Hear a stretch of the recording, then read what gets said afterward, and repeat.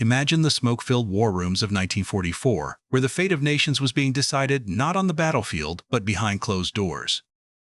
Winston Churchill, the bulldog of Britain, and Joseph Stalin, the iron-fisted ruler of the Soviet Union, sat across from each other with maps sprawled across the table. Their pens hovered over Europe, carving up territories like surgeons dissecting a patient. But what if I told you that one of the most consequential deals of the Second World War was not written in treaties, nor announced to parliaments, but scribbled on a single piece of paper, a percentage agreement that would decide the destiny of millions? This was not diplomacy as the public imagined it. It was a secret pact, a gamble, and ultimately a betrayal. Churchill had always presented himself as the defender of freedom, the man who would never bow to tyranny. Yet here he was, negotiating with Stalin, a dictator whose regime thrived on fear, purges, and silence. The British Prime Minister, exhausted by years of war, desperate to secure his nation's survival, leaned into compromise. Stalin, cold and calculating, saw opportunity. The deal was simple in appearance but devastating in consequence. Percentages of influence over Eastern Europe, casually divided like slices of a pie. Romania, Greece, Hungary, Yugoslavia, Bulgaria, each nation's fate reduced to fractions on a page. For Churchill, it was a necessary evil. For Stalin, it was a triumph. For the people of those countries, it was a betrayal they would live with for generations. Picture the ordinary citizens of Eastern Europe at that time, farmers tending their land, mothers raising children, soldiers returning home with broken bodies and weary souls. None of them knew that their futures were being traded in secret. They believed the war was fought for liberation, for freedom from fascism.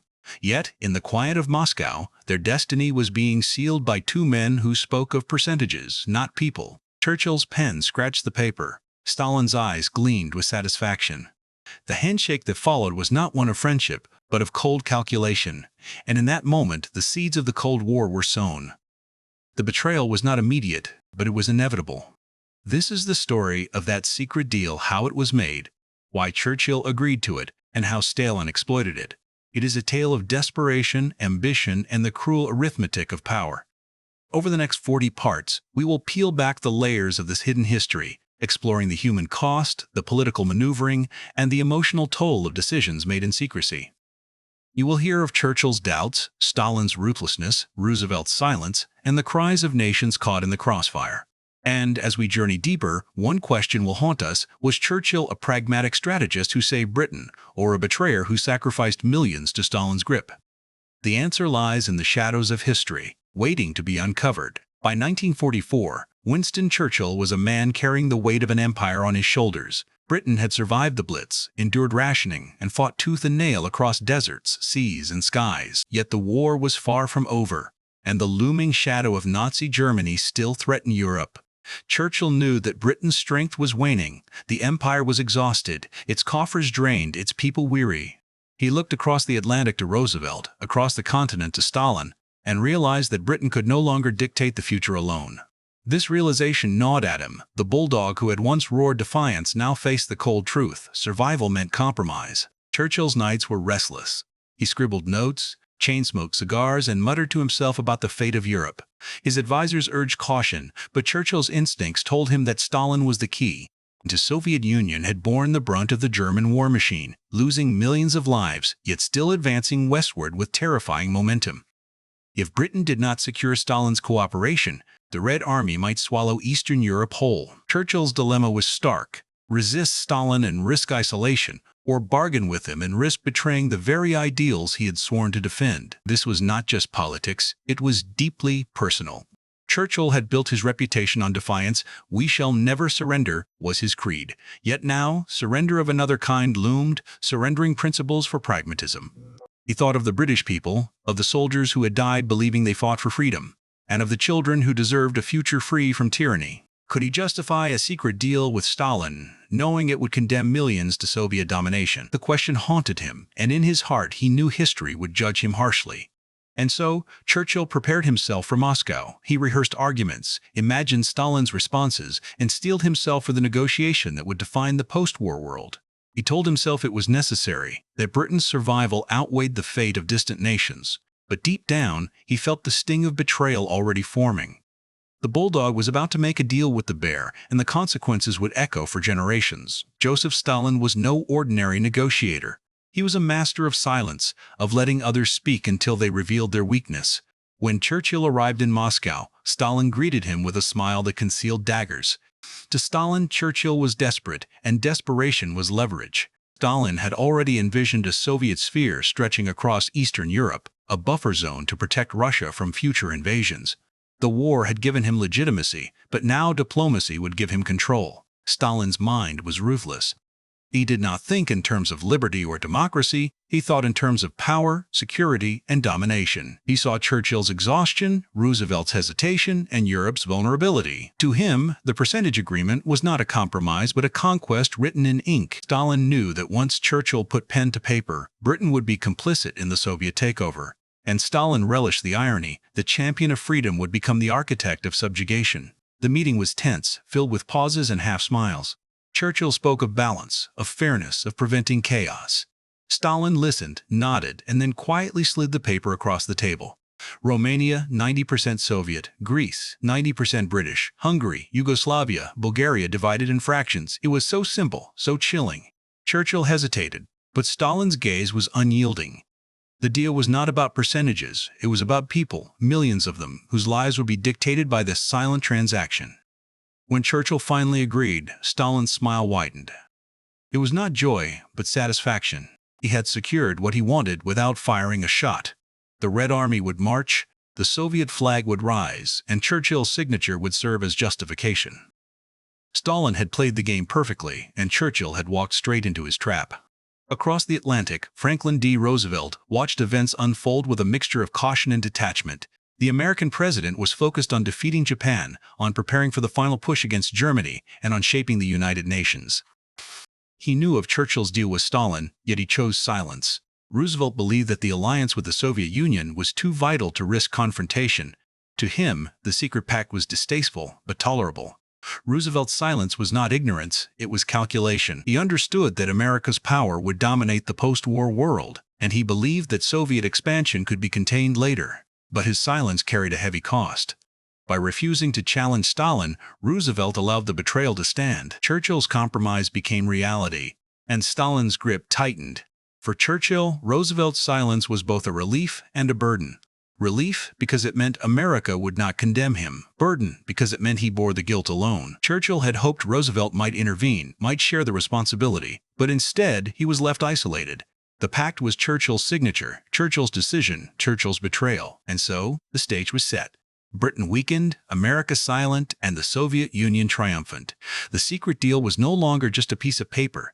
It was the blueprint of Europe's future. The betrayal was sealed, and the Cold War was waiting to be born. While leaders debated percentages, ordinary people lived in ignorance of their fate. In Romania, families prayed for liberation, unaware that 90% of their future had already been handed to Stalin. In Greece, resistance fighters dreamed of freedom, not knowing that Britain had claimed their destiny. In Hungary, Yugoslavia, and Bulgaria, soldiers fought bravely, unaware that their sacrifices were being traded like currency. The betrayal was not abstract, it was human. It meant Soviet tanks rolling into villages, secret police knocking on doors, and voices silenced in the night. It meant British promises of freedom turning to ashes, and American ideals of democracy postponed. For millions, the war did not end in liberation, but in a new kind of oppression. Churchill knew this, though he rarely spoke of it. He justified the deal as necessary, as pragmatic, as unavoidable. But in his heart, he carried the weight of those forgotten people. He had fought for freedom, yet condemned others to tyranny. The contradiction tore at him, and history would never let him forget. This is the true tragedy of the secret deal, not the signatures, not the percentages, but the lives betrayed. The people who believed in freedom, who fought for it, who died for it, only to discover that their destiny had been decided in silence. And as the war ended, their cries would echo into the Cold War, haunting the conscience of the West. The infamous percentage agreement was deceptively simple. A single sheet of paper, hastily scribbled upon, carried the weight of nations. Churchill, with his fountain pen, marked fractions beside countries as though dividing spoils after a hunt. Stalin, with a nod and a smirk, accepted the arithmetic of domination. It was not a treaty, not a formal accord, but a gentleman's agreement sealed in secrecy.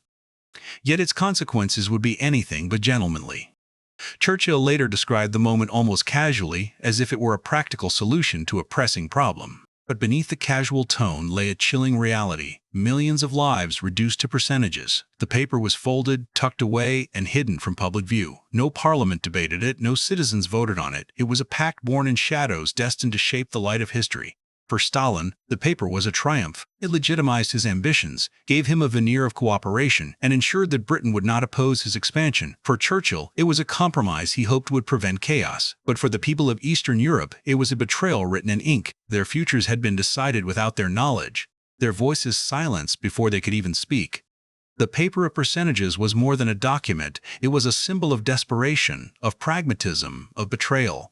It showed how even the greatest leaders could reduce human destiny to fractions. And as the ink dried, the Cold War's blueprint was quietly etched into history.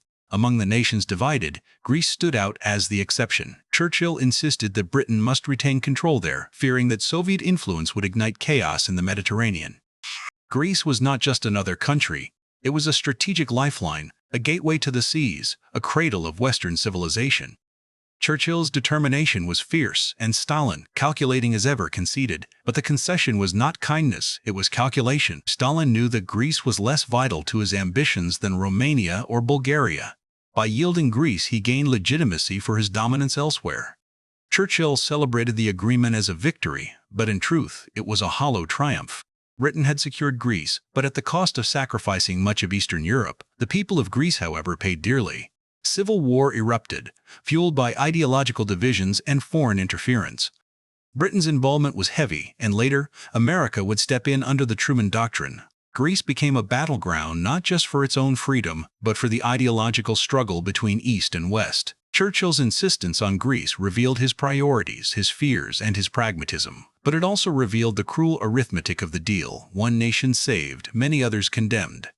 Greece was the exception, but exceptions cannot erase betrayals. Romania was the jewel Stalin coveted most. Its oil fields, its strategic position, its vulnerability all made it a prime target for Soviet domination. The percentage agreement gave Stalin 90% control, and he wasted no time in exercising it. Soviet troops marched in, and Romania's fate was sealed. For the Romanian people, the betrayal was swift and brutal. Hopes of liberation turned to despair as Soviet influence tightened. Political opposition was crushed, dissent silenced, and the machinery of communism imposed. Families who had dreamed of freedom found themselves trapped in a new tyranny. Churchill knew what 90% meant. He understood that Romania was effectively surrendered to Stalin, yet he justified it as necessary, as unavoidable, as the price of securing Britain's survival. But history would not forgive so easily. Romania became a symbol of the betrayal, a nation sacrificed on the altar of pragmatism. Stalin's prize was not just territory, it was proof of his dominance.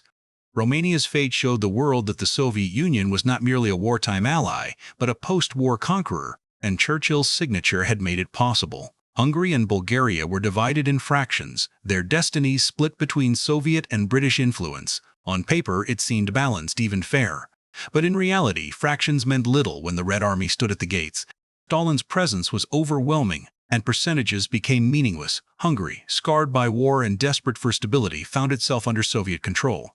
Bulgaria, too, fell into the Soviet orbit, its monarchy dismantled, its politics reshaped. The fractions scribbled on paper dissolved in the face of Soviet power. Churchill's compromise had given the illusion of balance, but balance was impossible when one side held all the force. For the people of Hungary and Bulgaria, the betrayal was subtle but devastating. They had been promised liberation, yet found themselves under new masters. Their voices were drowned out by propaganda, their freedoms curtailed by ideology. The fractions of freedom they had been allotted vanished into the reality of domination. Hungary and Bulgaria became examples of how percentages could deceive. On paper, they were shared. In reality, they were conquered. And Churchill's compromise had paved the way. Yugoslavia was perhaps the most complex of all. A nation of diverse peoples, fractured by war, and led by the enigmatic Tito. Churchill and Stalin divided it evenly, 50% each. It was a gamble, a hope that balance could be maintained. But balance in Yugoslavia was a dangerous illusion. Tito was fiercely independent, unwilling to bow fully to either side. He played the Soviets and the West against each other, carving out a unique path for Yugoslavia. Yet the division on paper created tension, suspicion, and instability. The people of Yugoslavia, already weary from war, now faced the uncertainty of being pawns in a geopolitical game. Churchill believed that sharing Yugoslavia might prevent conflict, but in truth, it only postponed it. The Cold War would later erupt in Yugoslavia's politics, shaping its destiny for decades. The 50-50 split was not balance, it was a ticking time bomb. Yugoslavia's divided gamble revealed the flaws of the percentage agreement. Nations cannot be split like property. Peoples cannot be divided like numbers. The deal was pragmatic, but it was also reckless, and Yugoslavia would bear the scars of that recklessness for generations.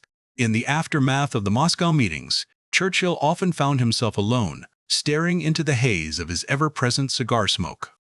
The war had demanded of him a defiance that became legendary, yet now he felt a gnawing unease. He had agreed to something that did not sit comfortably with his conscience: the division of nations by percentages. He described the agreement as rough and ready, but those words were a shield, hiding the turmoil within. Churchill knew that this was not the noble diplomacy Britain's people imagined. It was a desperate act, born of exhaustion and fear, and it weighed heavily on him. His advisers could see the strain. They watched him pace the corridors of Downing Street, muttering fragments of arguments, replaying the negotiations in his mind. He had fought Hitler with unyielding defiance, yet now he had yielded to Stalin with quiet compromise. The irony was bitter, and Churchill felt it deeply. He wondered whether history would understand his pragmatism or condemn him as a betrayer. The bulldog who had once roared, "We shall never surrender," had surrendered principles instead, and the contradiction tore at him. These doubts were not abstract, they were painfully human. Churchill thought of the Romanian farmer who believed liberation was coming, of the Hungarian mother who prayed for her children's future, of the Bulgarian soldier who fought believing freedom was near. None of them knew their destinies had been traded in fractions on a sheet of paper. Churchill justified it as necessary, but necessity felt like betrayal when measured against human lives. He carried the weight of those silent millions on his shoulders, knowing that history would never let him forget. Churchill's private doubts reveal him not as a villain, nor as a saint, but as a man trapped between survival and principle. His decision was pragmatic, but it was also painful. He had fought for freedom, yet signed away the freedom of others, and those doubts would follow him long after the ink had dried, haunting his legacy and shaping the way the world remembered him. For Stalin, the agreement was not compromise but conquest. He wasted no time turning percentages into reality. Soviet troops marched into Romania, Bulgaria, and Hungary, imposing communist regimes with ruthless precision. Stalin's word became law, and Churchill's signature became his shield. The paper of percentages was transformed into tanks, soldiers, and secret police, and Stalin reveled in the power it gave him. Stalin's methods were brutal. Political opponents vanished overnight, dissent was crushed, and societies were reshaped under Soviet control. The Red Army was not just a military force, it was an instrument of domination. Stalin had promised cooperation, but what he delivered was oppression. He saw people as pawns, nations as prizes, and agreements as weapons. The betrayal became tangible as families were torn apart, freedoms stripped away, and voices silenced. Stalin's execution of the agreement showed his true nature, a dictator who thrived on fear and control. The people of Eastern Europe, promised liberation, found themselves trapped in a new tyranny. Their hopes were extinguished, their futures dictated by Stalin's iron hand. Churchill may have hoped the deal would prevent chaos, but Stalin ensured it created oppression. The ruthless execution of the agreement turned percentages into chains, binding millions to Soviet rule. Stalin had played the game perfectly, and Churchill's compromise had given him the justification he needed. Across the Atlantic, Franklin D. Roosevelt watched events unfold with a mixture of caution and detachment. He knew of Churchill's deal with Stalin, yet he chose silence. Roosevelt believed that America's power would dominate the post-war world, and he did not want to risk confrontation with the Soviet Union. To him, the agreement was distasteful but tolerable, a temporary compromise in the larger vision of global peace. Roosevelt's silence was not ignorance, it was calculation. He understood that the alliance with the Soviet Union was too vital to risk confrontation. He believed containment could come later, that America's strength would eventually balance Soviet expansion, but his silence carried a heavy cost. By refusing to challenge Stalin, Roosevelt allowed the betrayal to stand. Churchill's compromise became reality, and Stalin's grip tightened. For Churchill, Roosevelt's silence was isolating. He had hoped for support, for shared responsibility, but instead he bore the guilt alone. Roosevelt's distance made Churchill's betrayal more personal, more painful. Churchill had wanted America to share the burden, but instead, he was left to carry it himself. Roosevelt's calculated distance reveals the complexity of leadership. He chose pragmatism over confrontation, but in doing so, he allowed Stalin's domination to flourish. His silence was not neutrality, it was complicity, and for the people of Eastern Europe, Roosevelt's silence was as devastating as Churchill's compromise. The secret deal did not end with the war. It began a new conflict. The percentages scribbled on paper became the blueprint of the Cold War. Eastern Europe fell under Soviet control, while the West struggled to contain the spread of communism. The betrayal of the agreement echoed through decades of tension, suspicion, and division. The Iron Curtain descended, dividing Europe into spheres of influence. Churchill himself would later describe it in haunting terms, acknowledging the consequences of the deal he had made. The Cold War was not born in treaties or declarations, but in the quiet of Moscow, when two men divided nations in fractions. The seeds of the Cold War were sown in betrayal. The people of Eastern Europe, promised freedom, found themselves trapped in oppression. The West, complicit in silence, struggled to reconcile its ideals with its actions. The Cold War was not just political, it was moral, a battle between promises and realities. The secret deal was the spark that ignited decades of conflict. It showed how desperation could breed betrayal, how pragmatism could sow division, and how leaders could shape history in shadows. The Cold War was not inevitable, but it was made possible by that single piece of paper, signed in secrecy and carried forward by silence. As the guns of war fell silent and Europe began to rebuild, Winston Churchill stood at a crossroads of history. To millions, he was the indomitable bulldog who had refused to bow to Hitler, the voice of defiance that had carried Britain through its darkest nights. Statues were erected, speeches replayed, and his image immortalized as the savior of democracy. Yet beneath the celebration, shadows lingered. The secret deal with Stalin, that single sheet of paper with percentages scrawled across it, remained hidden from public view, but its consequences were already unfolding. Churchill's triumph was undeniable, but so too was the betrayal that haunted his conscience. Churchill himself wrestled with this contradiction. In public, he defended the agreement as a necessary evil, a pragmatic step to prevent chaos in Europe. He argued that Britain's survival had demanded compromise, that without concessions to Stalin, the Red Army might have swallowed the continent whole. But in private, his words betrayed unease. He admitted the deal was rough and ready, confessed that it was not the kind of diplomacy he wished to be remembered for. His speeches carried pride, but his diaries carried doubt. He was a man who had fought for freedom, yet signed away the freedom of millions, and he knew history would not forget. The world, too, struggled to judge him. Was Churchill a hero who saved Britain from annihilation, or a betrayer who sacrificed Eastern Europe to Soviet domination? Was the deal a masterstroke of pragmatism, or a cowardly surrender of principle? Historians debated, politicians argued, and survivors of Soviet oppression whispered of betrayal. The questions lingered, refusing to fade, because Churchill's legacy was not simple. It was a tapestry woven with threads of courage and compromise, triumph and tragedy. His greatness was undeniable, but so was the shadow cast by that secret pact. And so, Churchill's legacy remains a paradox. He is remembered as the man who stood alone against Hitler, yet also as the man who yielded to Stalin. His story is not one of pure heroism, nor of pure betrayal, but of the messy, painful reality of leadership in desperate times. The secret deal with Stalin is a reminder that even heroes can falter, that even the greatest leaders are human, bound by fear, exhaustion, and the cruel arithmetic of survival. It is this complexity, this blend of triumph and betrayal, that makes Churchill's legacy enduring, haunting, and endlessly debated. By the end of 1944, Britain stood bloodied but unbowed. The nation had survived the Blitz, endured rationing, and fought across deserts, seas, and skies. Yet beneath the pride lay exhaustion. The empire's coffers were drained, its colonies restless, and its people weary from years of sacrifice. Churchill knew that Britain's days as the world's dominant power were fading. The war had revealed a new reality. America and the Soviet Union were rising giants, while Britain was struggling to hold its place. Churchill felt this decline acutely. He had grown up in the age of empire, believing Britain's destiny was to lead the world. Now, he faced the painful truth that Britain could no longer dictate the future alone. This realization gnawed at him, fueling both his desperation and his pragmatism. He understood that survival meant compromise, and compromise meant dealing with Stalin. The British people, however, did not see the full picture. They celebrated victories, cheered Churchill's speeches, and believed their sacrifices would secure freedom. Few knew that behind closed doors, their leader was negotiating away the futures of other nations. Britain's waning power forced Churchill into decisions that contradicted his public image, and the contradiction weighed heavily on him. Britain's decline was not just economic or military, it was psychological. Churchill carried the burden of knowing that his nation's survival depended on deals that betrayed others. The bulldog who had once roared defiance now faced the quiet humiliation of compromise.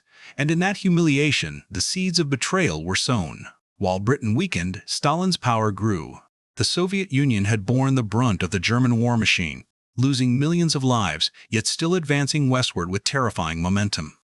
The Red Army was not just a military force, it was a tidal wave sweeping across Eastern Europe, leaving Soviet influence in its wake. Stalin saw opportunity in Britain's weakness, and he seized it with ruthless precision. Stalin's ambitions were clear. He wanted a buffer zone, a sphere of influence that would protect Russia from future invasions. But his vision went beyond security. He sought domination, control, and the spread of communism across Europe. The percentage agreement gave him legitimacy, but his armies gave him power. Together, they ensured his grip would tighten. For the people of Eastern Europe, Stalin's expansion was devastating. Liberation from Nazi occupation quickly turned into subjugation under Soviet rule. Families who had dreamed of freedom found themselves trapped in a new tyranny. Political opposition was crushed, dissent silenced, and societies reshaped under Stalin's iron hand. Stalin's expanding grip revealed the true cost of Churchill's compromise. The percentages scribbled on paper became chains binding millions to Soviet rule. Stalin had played the game perfectly, and Churchill's desperation had given him the justification he needed. Across the Atlantic, Roosevelt dreamed of a new world order. He envisioned the United Nations as a beacon of peace, a forum where nations could resolve disputes without war. His focus was on building this future, not on confronting Stalin's ambitions. Roosevelt believed that America's power would shape the post-war world, and he chose to prioritize cooperation over confrontation. Roosevelt's vision was noble, but it carried risks. By refusing to challenge Stalin directly, he allowed Soviet expansion to proceed unchecked. He believed containment could come later, but later was too late for the people of Eastern Europe. His silence during the percentage agreement was not ignorance, it was calculation. For Churchill, Roosevelt's vision was both inspiring and frustrating. He admired the idea of a peaceful world, but he knew that peace built on betrayal was fragile. Churchill wanted Roosevelt to share the burden of confronting Stalin, but instead he found himself isolated. Roosevelt's silence made Churchill's compromise more personal, more painful. Roosevelt's vision of peace reveals the complexity of leadership. He chose ideals over confrontation, but in doing so, he allowed Stalin's domination to flourish. His silence was not neutrality, it was complicity. And for the people of Eastern Europe, Roosevelt's dream of peace was a distant promise, overshadowed by the reality of oppression. As Soviet influence spread, the betrayal became tangible. In Romania, families prayed for liberation, unaware that 90% of their future had already been handed to Stalin. In Greece, resistance fighters dreamed of freedom, not knowing that Britain had claimed their destiny. In Hungary, Yugoslavia, and Bulgaria, soldiers fought bravely, unaware that their sacrifices were being traded like currency. The betrayal was not abstract, it was human. It meant Soviet tanks rolling into villages, secret police knocking on doors, and voices silenced in the night. It meant British promises of freedom turning to ashes, and American ideals of democracy postponed. For millions, the war did not end in liberation, but in a new kind of oppression. Churchill knew this, though he rarely spoke of it. He justified the deal as necessary, as pragmatic, as unavoidable, but in his heart he carried the weight of those forgotten people. He had fought for freedom, yet condemned others to tyranny. The contradiction tore at him, and history would never let him forget. The betrayal felt by the people of Eastern Europe was the true tragedy of the secret deal. It was not about signatures or percentages, but about lives betrayed. Their cries echoed into the Cold War, haunting the conscience of the West and reminding the world that freedom had been sacrificed in silence. The secret deal did not fade into history. It became the foundation of a new conflict. The percentages scribbled on paper were transformed into the Iron Curtain, dividing Europe into spheres of influence. The Cold War was not born in treaties or declarations, but in the quiet of Moscow, when two men divided nations in fractions. As Soviet control tightened, the West struggled to respond. Britain was weakened, America was cautious, and Stalin was triumphant. The betrayal of the agreement echoed through decades of tension, suspicion, and division. The Cold War was not just political, it was moral, a battle between promises and realities. Churchill himself would later describe the Iron Curtain in haunting terms, acknowledging the consequences of the deal he had made. He knew that the Cold War had been seeded in betrayal, and he carried that burden with him. His speeches warned of the dangers, but his signature had already made them possible. The Cold War awakened from the shadows of the secret deal. It showed how desperation could breed betrayal, how pragmatism could sow division, and how leaders could shape history in silence. The betrayal was not just a moment, it was a legacy, one that would define the world for generations. When Churchill returned from Moscow, he carried with him the weight of secrecy. Parliament expected transparency, the British people expected honesty, yet Churchill could not reveal the full extent of what had transpired. The percentage agreement was tucked away, hidden from debate, concealed from scrutiny. He spoke instead of cooperation with allies, of unity against tyranny, of Britain's role in shaping peace. But beneath the rhetoric lay the truth. He had bartered away the futures of nations without their consent. Members of Parliament sensed something unsaid. They admired Churchill's defiance, but they questioned his silence. Why was Britain so quiet about Eastern Europe? Why did Churchill speak in vague terms about balance and spheres of influence? The bulldog who had once thundered against appeasement now spoke in guarded tones, and the contrast was striking. Churchill's dilemma was clear. To reveal the deal would be to admit betrayal, but to conceal it was to live with guilt. He chose concealment, believing that secrecy was necessary for stability. Yet secrecy breeds suspicion, and suspicion breeds doubt. Parliament trusted him, but history would later uncover the truth. Churchill's silence in Parliament reveals the painful contradiction of leadership. He was celebrated as a hero, yet haunted by compromise. His speeches inspired, but his silence betrayed. And in that silence, the seeds of controversy were sown, waiting for history to expose them. While Churchill concealed, Stalin proclaimed. The Soviet leader wasted no time in turning the agreement into propaganda. He presented himself as the liberator of Eastern Europe, the hero who had defeated fascism, the protector of peace. Soviet newspapers hailed the Red Army's victories while silencing any mention of secret deals. Stalin's propaganda machine painted domination as liberation, oppression as justice, betrayal as triumph. The people of Eastern Europe were caught in this web of lies. They were told they had been freed, yet they felt the chains of Soviet control tightening. Families whispered in fear, neighbors vanished overnight, and voices of dissent were silenced. Stalin's propaganda drowned out truth, replacing it with a narrative of glory and inevitability. For Churchill, Stalin's propaganda was infuriating. He had hoped the deal would prevent chaos, but instead it became a weapon of deception. Stalin used the agreement to justify his expansion, while Britain remained silent. The contrast was stark. Churchill concealed, Stalin proclaimed, and the people suffered. Stalin's propaganda machine reveals the power of narrative. He turned betrayal into triumph, silence into consent, oppression into liberation, and in doing so, he ensured that the secret deal would not just shape politics, but shape perception, rewriting history in his favor. As Soviet influence spread, America began to awaken to the reality of Stalin's ambitions. Roosevelt's vision of peace was noble, but events on the ground told a different story. Reports of Soviet oppression reached Washington, and whispers of betrayal grew louder. America realized that cooperation had limits and that Stalin's promises were hollow. The awakening was gradual but decisive. American policymakers began to see the Soviet Union not as a partner but as a rival. The dream of unity gave way to the reality of division.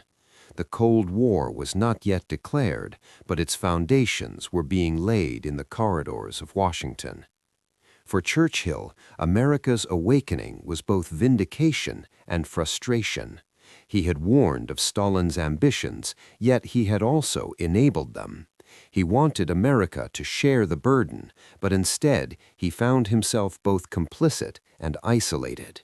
America's awakening came too late for the people of Eastern Europe, but it came in time to shape the future. America's awakening reveals the slow realization of betrayal. It shows how ideals can blind leaders, how silence can enable tyranny, and how truth eventually forces itself into the light. The Cold War was not born in a moment, but in a gradual awakening to the consequences of compromise. By 1946, Churchill himself gave voice to the reality he had helped create. In a speech at Fulton, Missouri, he described an iron curtain descending across Europe, dividing East from West. His words were haunting, vivid, and prophetic. They acknowledged the betrayal, the division, the consequences of the secret deal. The Iron Curtain was not just a metaphor, it was a reality.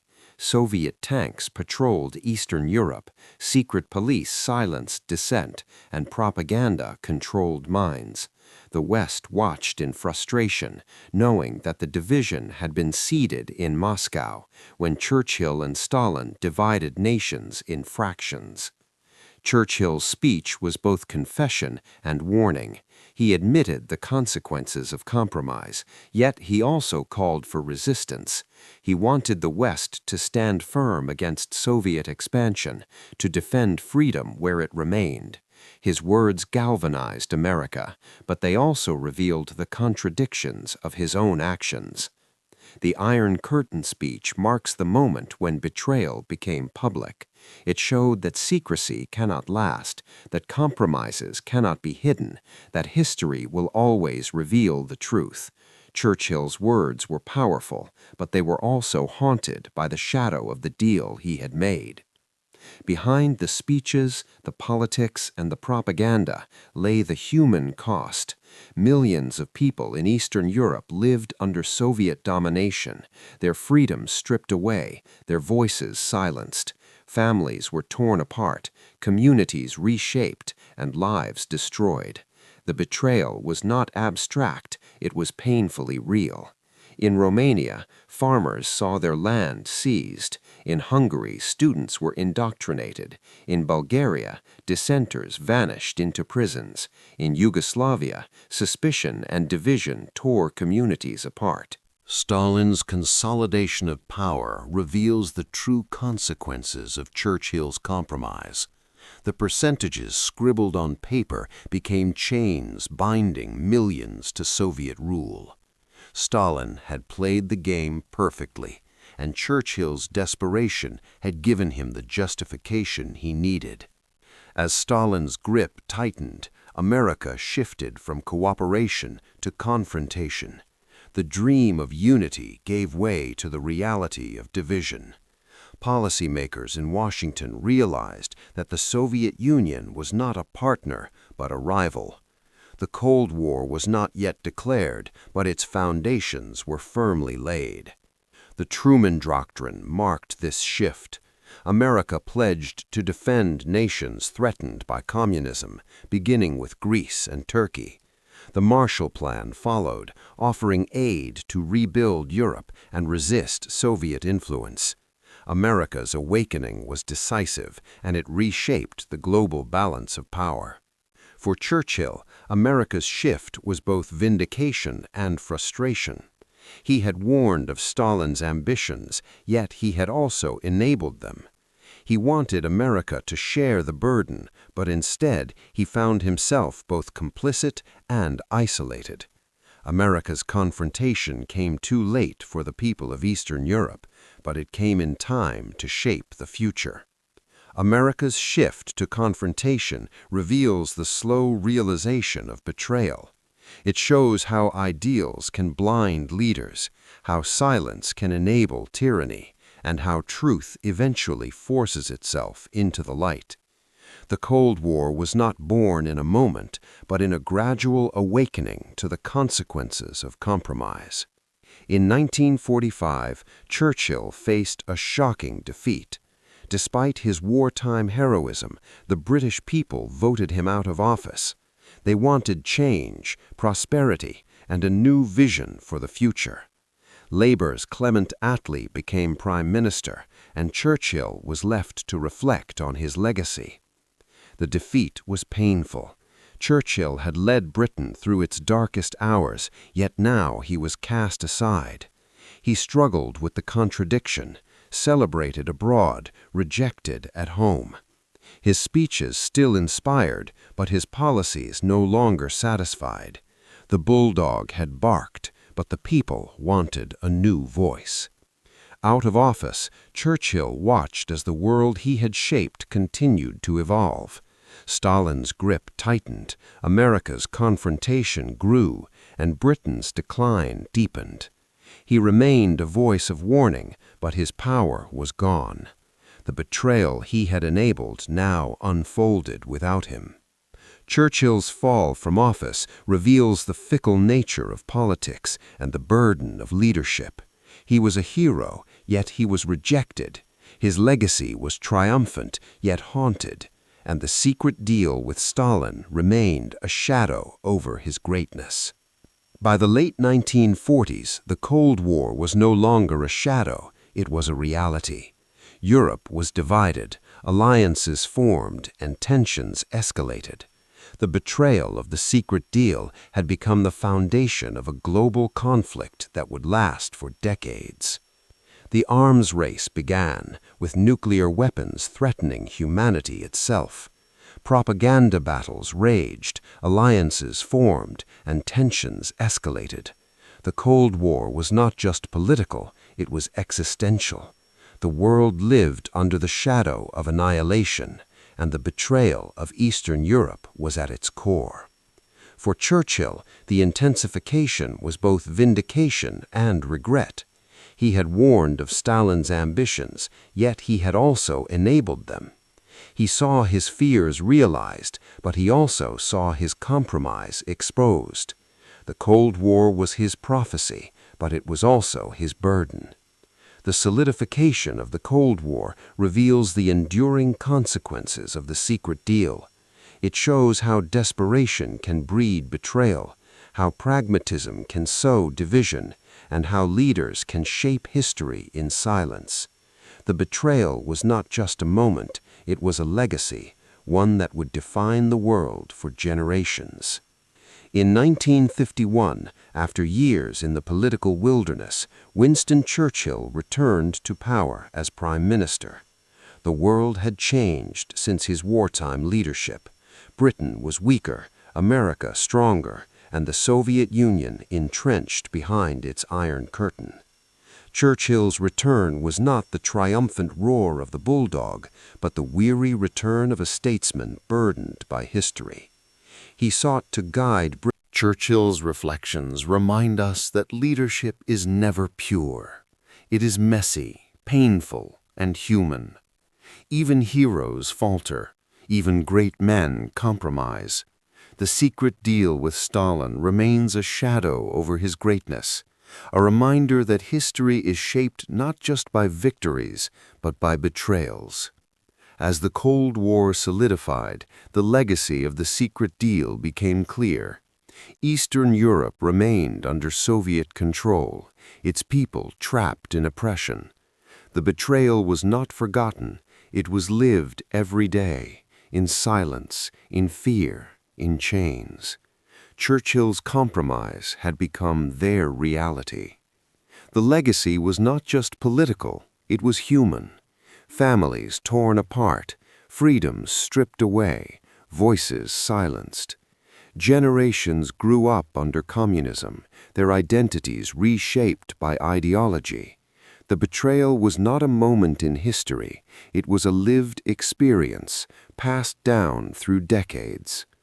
For the West, the legacy was moral. It revealed the contradictions of freedom, the compromises of survival, the costs of pragmatism. Churchill's deal showed that even the greatest leaders can falter, that even noble causes can be tainted by betrayal. The legacy of betrayal is the true story of the secret deal. It is not about signatures or percentages, but about lives. It reminds us that history is not just shaped by leaders, but by the people who live with their decisions. And it ensures that Churchill's greatness will always be shadowed by compromise. By the 1950s and 1960s, the consequences of the secret deal were no longer confined to leaders and diplomats. They were lived daily by ordinary people across Eastern Europe. Entire generations grew up under the shadow of communism, their childhoods shaped by propaganda, their education dictated by ideology, their futures constrained by the iron grip of Soviet control. The betrayal Churchill had signed in silence became a lived reality, passed down from parents to children, embedding itself into the very fabric of society. In Romania, Bulgaria, and Hungary, families whispered in kitchens, afraid of listening ears. In Poland and Czechoslovakia, students were taught loyalty to Moscow above all else. In Yugoslavia, Tito's defiance created a unique path, but suspicion and division remained. The betrayal was not a distant memory, it was a daily experience, felt in the silence of censored newspapers, in the fear of midnight knocks, in the absence of freedom. For the West, these generations became symbols of the Cold War. They were reminders of promises broken, of ideals compromised, of the cost of pragmatism. Churchill's deal was not just a historical footnote, it was a living wound carried by millions who had been denied the liberty they had fought for. The generations under shadow reveal the enduring power of betrayal. Leaders may justify decisions, but people live with them.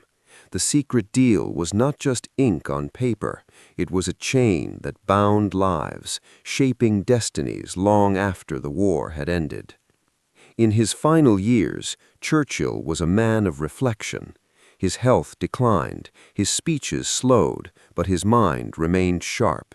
He wrote memoirs, seeking to explain his decisions, to frame his legacy in terms of triumph rather than betrayal. He celebrated his defiance against Hitler, his leadership in Britain's darkest hour, but he rarely spoke openly of the deal with Stalin. The silence was telling, a shadow he could not escape. Churchill's reflections reveal a man haunted by contradictions. He defended the agreement as necessary, yet admitted its flaws. He hoped history would understand, but he feared it would condemn. His words carried pride, but his silences carried guilt. He was both hero and betrayer, both savior and compromiser.